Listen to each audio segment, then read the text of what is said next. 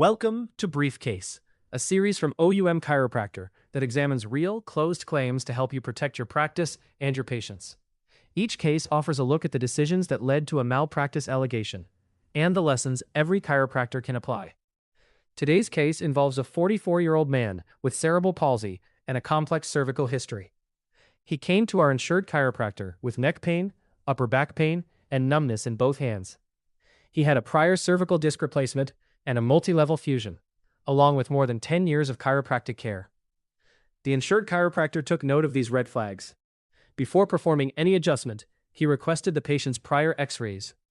Once he reviewed them, he confirmed multi-level degenerative changes, a prosthetic disc, and hardware from a previous fusion. With that information in hand, the chiropractor proceeded cautiously. He performed minimal rotation, mild thrust at the upper cervical and thoracic levels, and cervicothoracic muscle stimulation with cold therapy. 30 minutes later, the patient returned with burning pain in his upper back and neck and reported feeling wobbly on his feet. He was given ice, evaluated, and released after stating he felt better. At the patient's next visit, he reported improvement and mentioned an upcoming neurology appointment. No cervical adjustments were performed. The visit after that involved massage therapy only. Later, an MRI revealed progressive disc herniation impinging on the ventral cord, with moderate central canal stenosis at C3-4. The patient alleged that the chiropractic manipulation caused this disc herniation and resulting cord compression at C4-5. Defense counsel filed a motion for summary judgment, supported by affidavits from our experts. The patient did not contest the motion, and the court granted it. The case was dismissed, and our insured faced no penalty.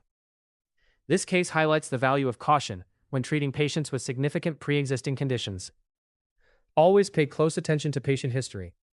A thorough history gives you the insights needed to provide safer, more effective care, tailored to each patient's needs. Do not ignore red flags, and do not feel pressured to treat.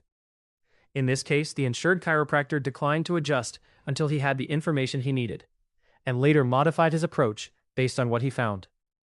Saying no when necessary protects your patients and demonstrates your commitment to ethical care. Finally, document your rationale. Whether you proceed with treatment or hold off, clear documentation of your clinical reasoning can make all the difference if a claim arises. To learn more about reducing your risk and to download this case, visit OUMchiropractor.com.